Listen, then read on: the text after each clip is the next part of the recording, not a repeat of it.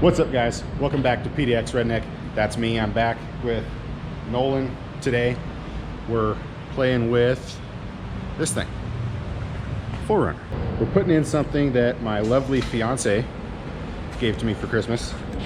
It involves one of those, and some of those. So we're going to take you along for the ride here and try to show you as much as we can. Sometimes we get into a groove.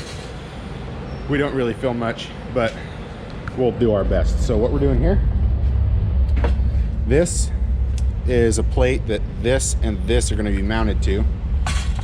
And just show you what we're working with here, that's not even half the math we've done. This is yeah,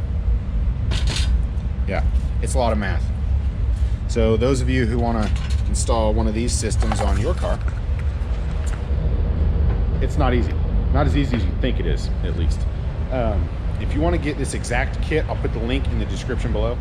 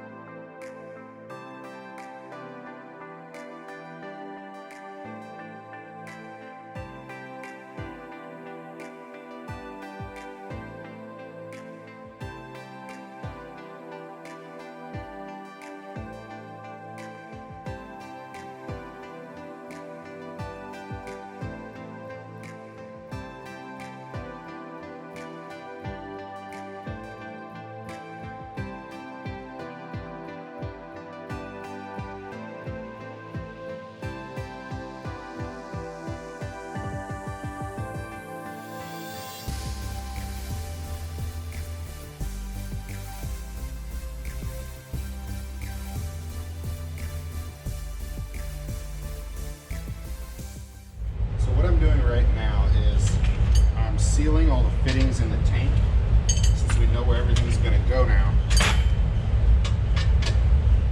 And how I'm doing that is you need a wrench that fits your fitting. I'm using red Loctite. This will hold these ports in place, as well as sealing them from the pressure trying to escape on the inside.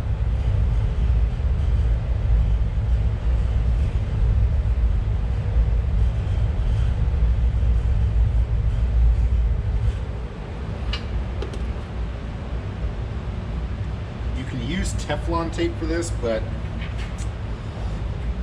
I grew up using red Loctite, so that's what I'm gonna stick with.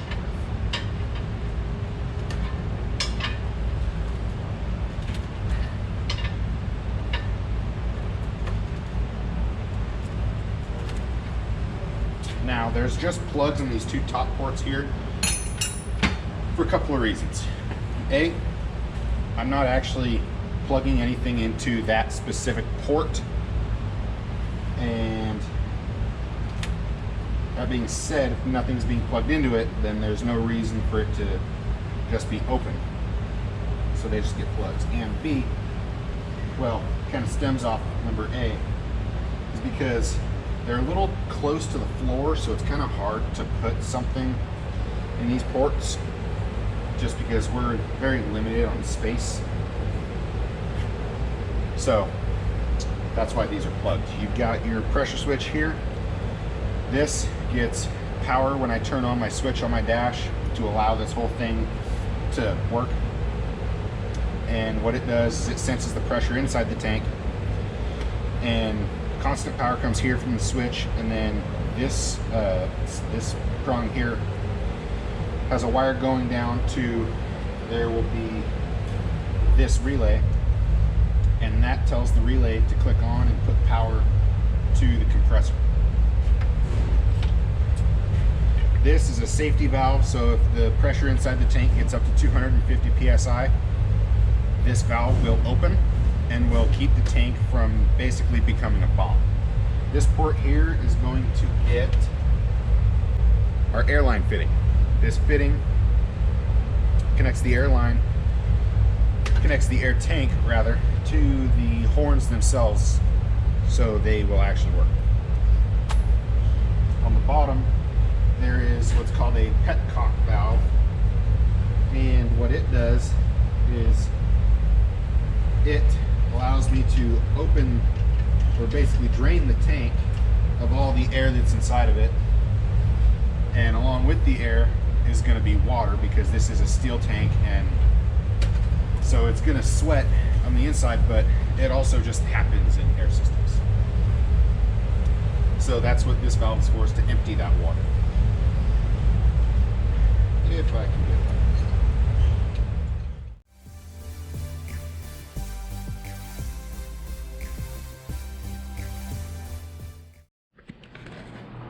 Hey, it's tomorrow.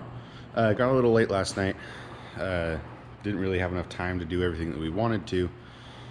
So I'm back today. Nolan's not here yet. He'll be here in a couple hours. Until he gets here, I can't make the mounting points for the plate.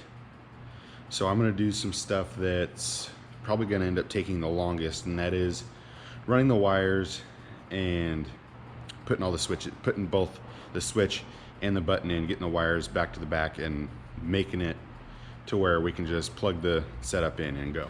So I've got my wire here, 10 gauge, that's going to put power to the relay for the compressor. The power source that I'm going to plug that into is underneath the seat. There's a junction block I have under there, and I can't actually get to it with the seat in. So I need to take the seat out. I'm gonna have the spool sit right here, and I'm just gonna unwind it and run it all along the rocker and have it go down right here. You can't really see it, but these are the wires that I have my trailer plug hooked into.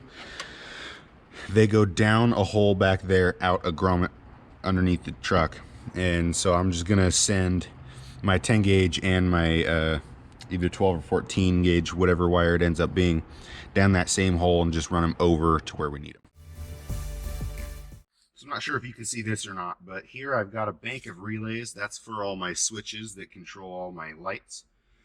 This here is my junction block that I'm going to tag my 10 gauge wire into, probably on this side. And the smaller gauge is actually going to run up to the dash. I have to run 2 wires up the dash. 2 small wires, 1 bigger wire. The big wire for, there's a lot of garbage in here. The bigger wire is obviously for power, and the smaller 2, one is for the pressure switch to turn the pressure, give power to the pressure switch from a toggle switch that I'm going to have in here, and the other one is for sending power from the button, the horn button, back to the solenoid. That's disgusting.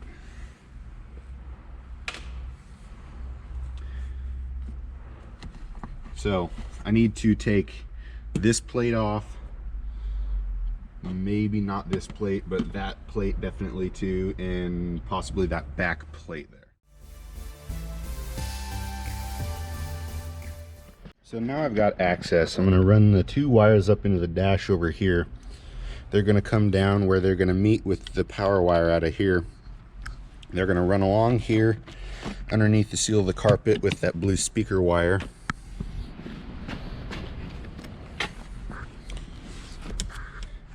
They're going to go up underneath the carpet here, up that little crevice there, behind this piece of plastic, over where they'll meet the other wires.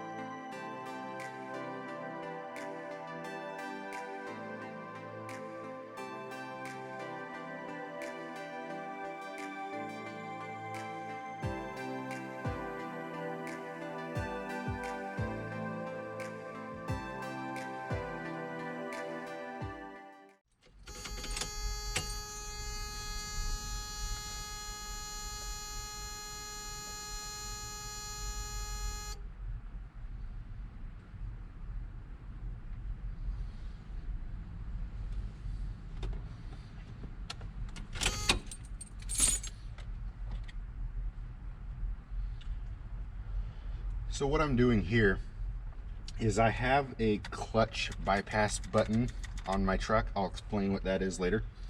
It does not get power when the truck is off, and I do not want my switch to get power when the truck is off, so that way if I do leave the switch on for any reason and the compressor does keep running, it won't drain my battery. So I'm going to splice into this black and yellow wire from my clutch bypass button to put power to my my switch and my actual horn button itself.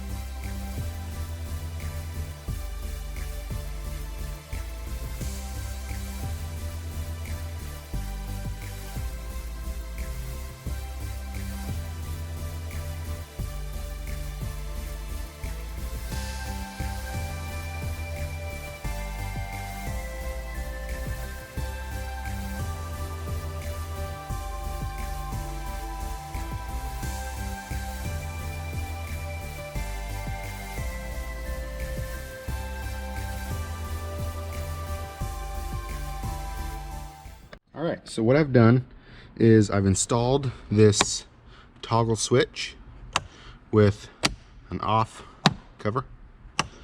Pretty cool, because hashtag race truck.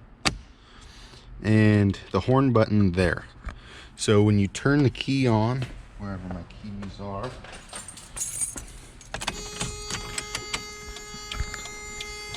that gets its power, which gives power to this. Doesn't actually light up, but now that wire has power under there. It also makes that light up.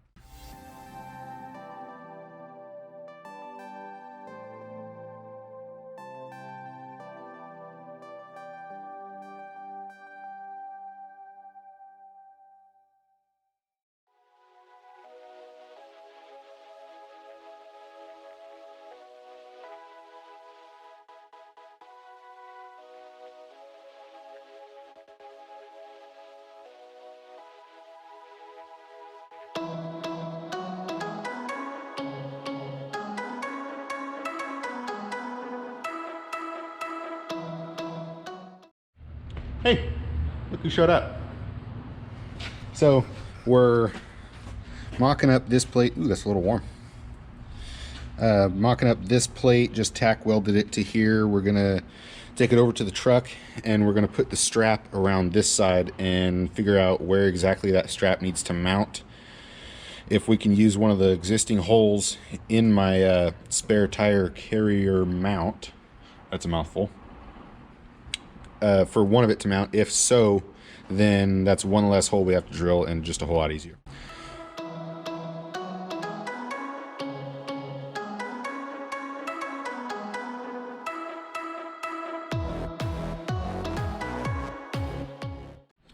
So here's an update.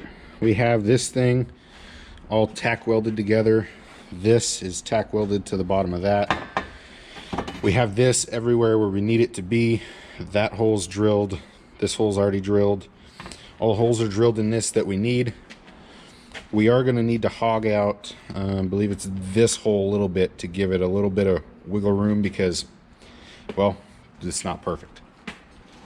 But I'm going to go ahead and throw a bead down here, throw a bead down here, down there, flip it over, throw some beads on the other side, and Nolan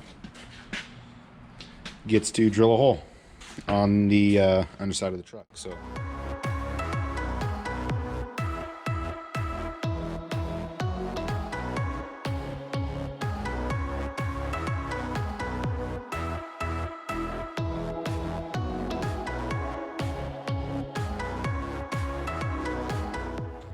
okay, so we finally got everything mounted up.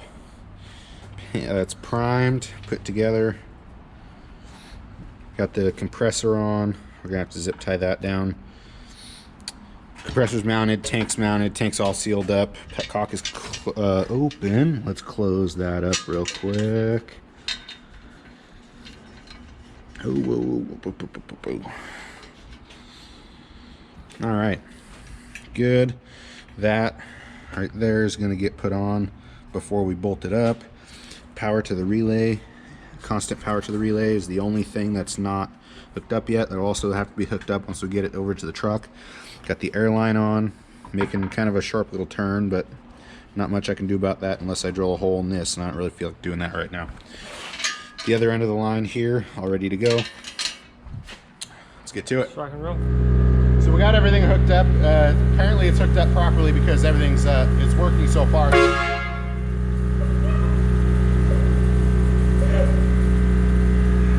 Well, apparently everything works because that was really loud.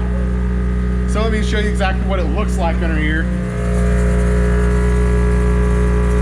We got our horn set up right here.